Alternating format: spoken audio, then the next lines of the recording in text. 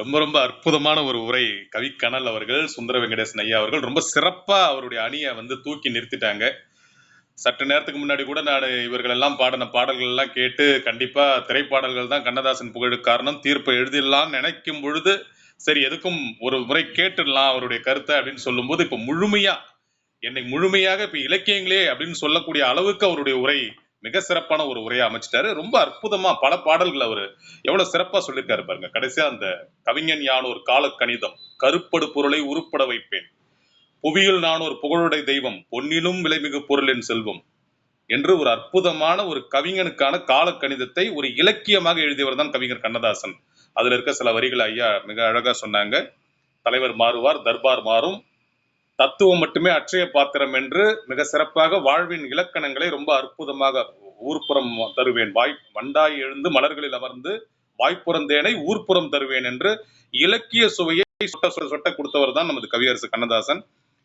இப்ப நம்ம பஸ்ல போகும்போது ரொம்ப எளிமையா இருக்கு, எல்லாருமே பஸ்ல போயிடலாம். ஆனா பிளைட்ல எல்லாராலையும் போயிட முடியாது. ஆனா பிளைட்ல எல்லாராலையும் போயிட முடியாதுன்றதுனால பிளைட் ஜர்னி, பஸ் பேருந்து பயணத்தை விட விமான பயணம் என்பது சொகுசானது அல்ல, அல்லது அது பயனுள்ளது அல்ல அப்படின்னு சொல்றது எவ்வளவு அது மாதிரி சொல்ல முடியாதோ அப்படித்தான் திரைப்பாடல்கள் என்பது ஒரு டீ குடிக்கிற மாதிரி, ஆனால் அது ஒரு முழு சாப்பாடு கொடுக்கின்ற அந்த ஒரு சக்தியை தராதுன்றத ரொம்ப அழகான ஒப்புமையோடு பொங்கிட்டாருன்னு கூட சொல்லலாம். ஏன்னா இதுனா இசையரங்கமா பட்டிமன்றமா வந்தது ஒரே பாடல் கலெக்ஷனா போட்டு இதெல்லாம் கண்ணதாசன் அவர்களுடைய பாடல்கள் இதெல்லாம் பாட்டுட்டு இருக்கீங்கன்னா அந்த பாடல்கள்லாம் எங்களுக்கும் தெரியும். ஆனால் கண்ணதாசனின் புகழுக்கு காரணம் என்ன என்பதுதான் இந்த நிகழ்ச்சியோட தலைப்பு. அந்த புகழுக்கு காரணம் அவருடைய இலக்கியங்கள் தான். அந்த இலக்கிய வரிகள் தான் பெரும்பாலான பாடல்கள்ல பயன்படுத்தப்பட்டிருக்கு.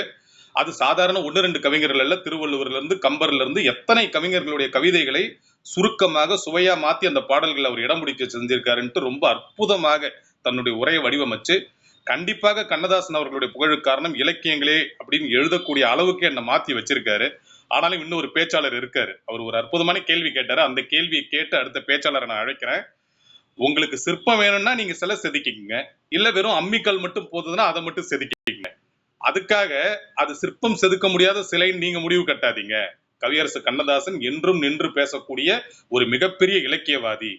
அனைவரிடமும் அவரை கொண்டு சேர்ப்பத்தான் நம்மளுடைய கடமையா இருக்கணுமே தவிர படிக்காத பாமரர்களுக்கு பாட்டு தான் பிடிக்கும்னு ஒரு பக்கம் மட்டும் ஓரம் கட்டிட முடியாதுன்றத ரொம்ப அழுத்தமா ஆணித்தரமா மிக சுவையா பல்வேறு விதமான எடுத்துக்காட்டுகளோட அற்புதமாக பதிவு செய்த ஐயா அவர்களுக்கு என்னுடைய மனப்பூர்வமான வாழ்த்துக்கள். ஆனா இதையெல்லாம் முறியடிச்சு என்னதான் நீங்க சொன்னாலும் சரி, சாதாரண மனிதருக்கும் எளிமையா போய் சேர்றது பாடல்கள் தான். ஆகவே அதுதான் அவருடைய புகழுக்கு காரணம் என்பதை பேசுகின்ற வகையில, வலியுறுத்தி பேசுகின்ற வகையில இறுதி பேச்சாளராக என்னுடைய தீர்ப்புக்கு முன்பாக அவருடைய உரையும் கேட்டுவிட்டு நம்மளுடைய தீர்ப்புகள் செல்லலாம்னு நினைக்கிறேன்.